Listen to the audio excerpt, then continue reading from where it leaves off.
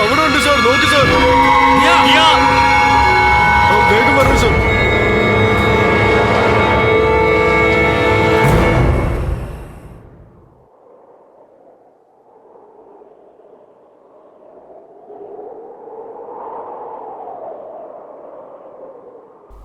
രവി, അനുഷ,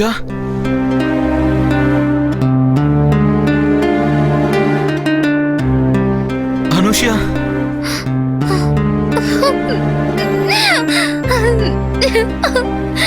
രവി, എനിക്ക് ഒരുപാട് വിഷമാവുന്നു രവി. മരിച്ചിട്ട് എനിക്ക് സമാധാനമില്ല രവി. നിന്റെ ഒപ്പം ജീവിക്കണമെന്ന് എന്റെ സ്വപ്നങ്ങളൊക്കെ തകർന്നു പോയി രവി. എന്റെ അടുത്ത് ഒരു ജീവൻ മാത്രമേ ഉള്ളൂ അനുഷ. ഞാനിപ്പോ ഒരു ജീവനുള്ള ശവമായിട്ടാ ജീവിക്കുന്നത്. നിന്നെ കൊന്നു തന്നെ എന്നെയും കൊന്നിരിക്കണമായിരുന്നു അവർ. നമുക്ക് സന്തോഷമായി പോയിരിക്കാം. രവി, എല്ലാം നശിച്ചല്ലോ രവി. നമ്മുടെ ജീവിതം നശിച്ചു. എന്നെ അവര് ചീത്തയാക്കിയത് മാത്രമല്ലാതെ എന്നെ അവരെ കൊല്ലുകയും ചെയ്തല്ലോ. നീ വിഷമിക്കണ്ട, രണ്ടുപേരെ കൊന്നില്ലേ, ഇനി ബാക്കിയിരിക്കുന്ന ആ ബാബ മാത്രമാണ്. അവനെ കൊല്ലാതെ വെറുതെ വിടരുത്. ബാബയ്ക്ക് ഒരുപാട് മാന്ത്രിക ശക്തിയുണ്ട് രവി. അത്രയും പെട്ടെന്ന് അവനെ നശിപ്പിക്കാൻ കഴിയില്ല.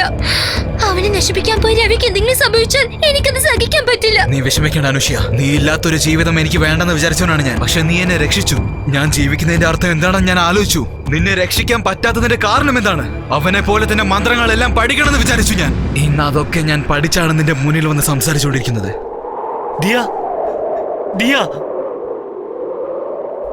ആകാശ്, ഇദ്ദേഹമാണോ രവി? രവി, രവി പ്ലീസ്, എന്റെ ഭാര്യയുടെ ദേഹത്ത് അനുഷയുടെ ആത്മാവുണ്ട്. എനിക്കറിയാം. എന്ത്, നിനക്കറിയുന്നോ? അതെ, നിങ്ങളുടെ ഭാര്യയുടെ ശരീരത്തിലുള്ളത് അനുഷയുടെ ആത്മാവാണ്. അനുഷ്യ പ്രതികാരം ചെയ്യാനാണ് നിങ്ങളുടെ ഭാര്യയുടെ ശരീരത്തിൽ കയറിയത്. അങ്ങനെയാണെങ്കിൽ ഇതിനെക്കുറിച്ച് എല്ലാ വിവരവും നിങ്ങൾക്ക് അറിയാൻ തോന്നുന്നു. അനുഷ ദിയയുടെ ശരീരത്തിൽ കിടക്കാൻ കാരണം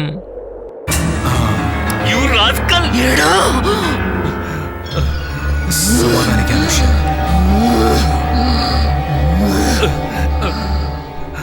ദയവായി എന്നെ തെറ്റിദ്ധരിക്കില്ല ഡോക്ടർ. എനിക്കിതല്ലാതെ വേറൊരു മാർഗവുമില്ല. ശാന്തി ലഭിക്കാത്ത അനുഷയുടെ ആത്മാവ് ശാന്തി അടയണമെങ്കിൽ ആ ബാബ നശിച്ചേ പറ്റൂ. ഈ നാട്ടിൽ വേറൊരാളുടെ ശരീരത്തിന് വിളക്കേറ്റാൻ ഞാൻ ആഗ്രഹിക്കുന്നില്ല. കാരണം അമിതമായ ഭക്തി കാരണം ബാബ എല്ലാവരെയും അടക്കി വെച്ചിരിക്കുകയാണ്. ആ ബാബ കാരണം ഇവൾ ഒരുപാട് ദുഃഖിച്ചിട്ടുണ്ട്. അതിന് പ്രതികാരം ചെയ്യാൻ ആ ബാബയെ അനുഷയുടെ ആത്മാവ് പ്രതികാരം ചെയ്യാതെ വിടില്ല. നിന്റെ നന്മയ്ക്ക് വേണ്ടി എന്റെ ഭാര്യയെ നീ ഇങ്ങനെയൊക്കെ ഉപയോഗിക്കാവോ? ഇതൊക്കെ തെറ്റാണെന്ന് സമ്മതിക്കാം ഡോക്ടർ. പക്ഷേ അനുഷയ്ക്ക് വേണ്ടി ഞാൻ എന്ത് വേണമെങ്കിലും ചെയ്യാൻ തയ്യാറായിരിക്കുന്നു. അതുകൊണ്ട് മാത്രമാണ് ഞാൻ ഈ ജീവനം തിരഞ്ഞെടുത്തിരിക്കുന്നത്. പക്ഷെ നിങ്ങളെ രണ്ടുപേരെയും പിരിക്കുന്നത് വളരെ തെറ്റാണെന്ന് എനിക്ക് ഇപ്പം മനസ്സിലായി.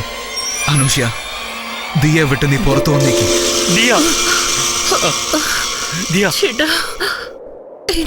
എനിക്ക് എന്ത് പറ്റി? അതൊരു വലിയ കഥയാണ്, ഞാൻ പിന്നെ പറയാം. ആകാശ്, വരൂ, നമുക്ക് ദിയനെ കൊണ്ടുപോകാം. വരൂ ദിയ.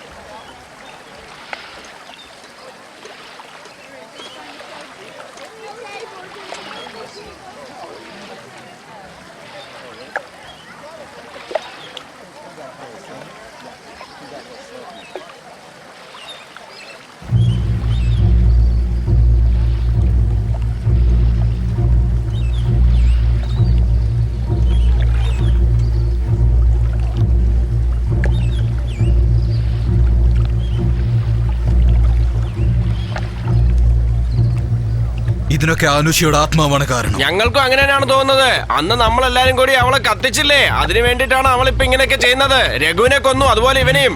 ഇനിയിപ്പോ ആരൊക്കെയാണോ കൊല്ലാൻ പോകുന്നതെന്ന് കണ്ടറിയാം. ഇനി എത്ര പേരെ ശരീരം പ്രേതം എടുക്കോ എന്തോ.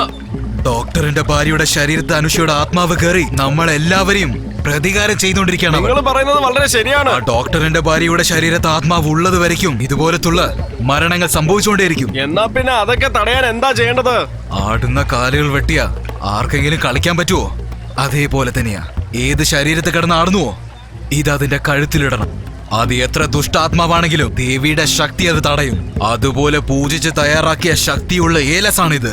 എന്ന് വെച്ചാ ആ ഡോക്ടറുടെ ഭാര്യയുടെ മുകളിലല്ലേ ഇത് കെട്ടേണ്ടത്? അങ്ങനെയാണെങ്കിൽ നിങ്ങൾ പറഞ്ഞതുപോലെ അവരുടെ കഴുത്തിൽ തന്നെ കെട്ടണമല്ലേ?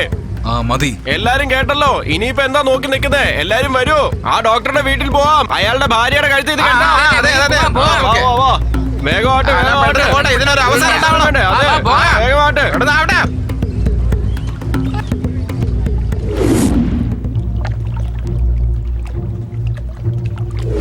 ശരി ആകാശ്, ദൈവത്തിന് അനുഗ്രഹം കൊണ്ട് എല്ലാം ഭംഗിയായി കലാശിച്ചു. ദിയ നല്ലതുപോലെ ഗുണമായതുകൊണ്ട് നിങ്ങളുടെ പ്രശ്നങ്ങളെല്ലാം സോൾവ് ആയി കഴിഞ്ഞു. ഞാൻ ഇന്ന് ഇറങ്ങട്ടെ. Thank you sir. സെന്റിമെന്റ് ആയിട്ട് ദിയക്ക് എന്തെങ്കിലും സംഭവിച്ചാൽ ഞാൻ അപ്സെറ്റ് ആവും. അതാ ഞാൻ വിളിച്ചു. ഭാഗ്യം കൊണ്ട് നിങ്ങൾ ഇവിടെ ഉണ്ടായിരുന്നു. അതാ ഞാൻ വിളിച്ചതിന് കാരണം. ആ വരണം എല്ലാരും. ആരാ നിങ്ങളൊക്കെ? നിങ്ങൾക്ക് ഞങ്ങളെ മാത്രമല്ല, നിങ്ങളുടെ വീട്ടിൽ എന്താ സംഭവിക്കുന്നതെന്ന് അറിയില്ല. നിങ്ങൾ എന്താ സംസാരിക്കുന്നത്? നാട്ടിൽ രണ്ടുപേര് ചത്തുപോയി, അതിനെ കുറിച്ച് നിങ്ങൾക്ക് അറിയില്ലേ? അതിന്റെ കാരണങ്ങളൊക്കെ നമുക്ക് പോസ്റ്റ്മോർട്ടം കഴിഞ്ഞാലേ അറിയാൻ കഴിയും. ഇതെല്ലാം നിങ്ങൾ എന്തിനാ ചോദിക്കണേ? ഏയ്, ഞങ്ങളുടെ നാട്ടിൽ വന്ന് ഞങ്ങളെ തന്നെ ചോദ്യം ചോദിക്കുന്നോ? ദേ നോക്കണം ഡോക്ടർ, നിങ്ങളുടെ ഭാര്യയുടെ ദേഹത്തിനകത്ത് ദുരാത്മാവ് കൂടിയിട്ടുണ്ട്. എല്ലാരെയും കൊല്ലുകയാണത്. ആദ്യം കൊന്നത് രഘുവിനെ, ഇപ്പൊ വീണ്ടും ഒരു മൃതദേഹം ഞങ്ങൾക്ക് കിട്ടിയിട്ടുണ്ട്. ഇതെല്ലാം നിങ്ങളുടെ ഭാര്യയാണ് ചെയ്യുന്നത്. ഇതിനെ ഇനി വെറുതെ വെട്ടിയെല്ലാവരും കൊല്ലില്ലെന്ന് എന്താ ഇത്ര നിശ്ചയം? അല്ലേ? What nonsense. എന്റെ ഭാര്യക്ക് അങ്ങനെ ഒരു പ്രശ്നവുമില്ല. അവക്ക് ഒരു കുഴപ്പമില്ല. ഇനി അവർ ജീവിച്ചിരുന്ന ഞങ്ങൾ ആരും ജീവിക്കാൻ പറ്റില്ല. എല്ലാം ഞങ്ങൾക്ക് അറിയാവുന്നേ. എടാ ദേ അവനെ വിളിച്ചോണ്ട് വാ.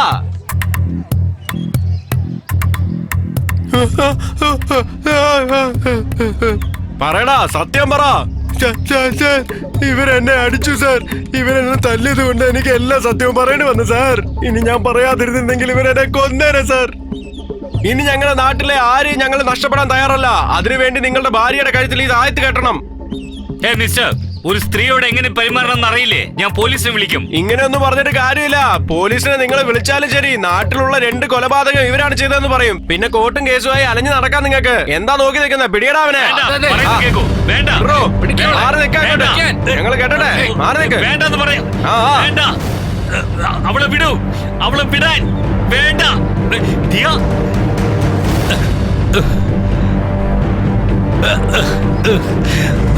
ഇങ്ങനെയുള്ള അന്ധവിശ്വാസം ഉള്ളവരെ നിങ്ങൾ ആരും നന്നാവില്ല. നിങ്ങൾക്കൊന്നും വിവരമില്ലേ? ഈ വിദ്യാഭ്യാസം ഉള്ള ആൾക്കാരോട് ഇങ്ങനെയാണോ പെരുമാറുന്നത്?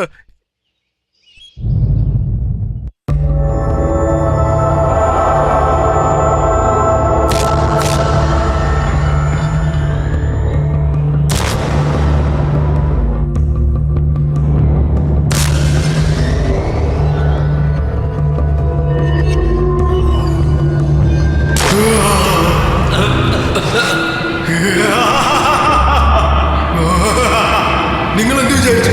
ഞാൻ ഇങ്ങനെ തന്നെ അങ്ങ് കിടക്കുവന്നല്ലേ? അനുഷ എപ്പോഴേ മരിച്ചു കഴിഞ്ഞു. നീ എന്ത് മണ്ടനാ? എന്ത് ഡോക്ടറാണ് അതിലേക്ക്? ഞാൻ രഘുവാണ്. ഇവളുടെ വേഗത്ത് കൂടിയിട്ടല്ലേ ആ അനുഷ എന്നെ കൊന്നത്. ഇനി അതിനെയൊന്നും ഞാൻ വെറുതെ വിടാൻ പോകുന്നില്ല. ഒരുത്തനെ ഞാൻ വിടില്ല. ആണിനെ പോലെ പെണ്ണിനെ പോലെ എല്ലാം ചേർന്ന് വന്ന ആത്മാവാണ് ഞാൻ. മനുഷ്യരാണോ അതോ മൃഗമാണോ? ഇനി എന്താണെന്ന് നിങ്ങൾ തന്നെ തീരുമാനിക്കേ. രക്ഷിക്കൂ സാർ.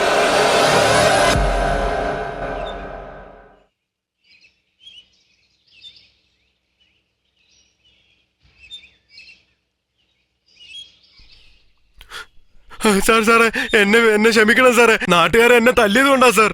ഞാനൊന്നും ചെയ്തിട്ടില്ല സാർ. സാർ ഞാൻ പറയുന്ന കേക്ക്. രവിനെ കണ്ടാ മതി സാർ. രവിയോട് സഹായം ചോദിക്കാൻ. അയാളാണ് ഇവിടുത്തെ മന്ത്രവാദി സാർ. ആകാശ്, ഇതിനു മുമ്പ് ദിയയുടെ കാര്യത്തിൽ നമ്മളെ സഹായിച്ചതുപോലെ ഈ കാര്യത്തിലും ചിലപ്പോൾ നമ്മളെ സഹായിച്ചേക്കാം. എന്ന് വെച്ചാൽ ദിയ മേഡം? അതെ, വീണ്ടും ആത്മാവ് ശരീരത്തിൽ കയറിയിട്ടുണ്ട്. ശരി, ഇപ്പൊ ആ രവി എവിടെ ഉണ്ടാവും അറിയോ? അറിയാം സാർ, എനിക്കറിയാം സാർ. എത്രയും പെട്ടെന്ന് നമുക്ക് അവിടെ പോകണം.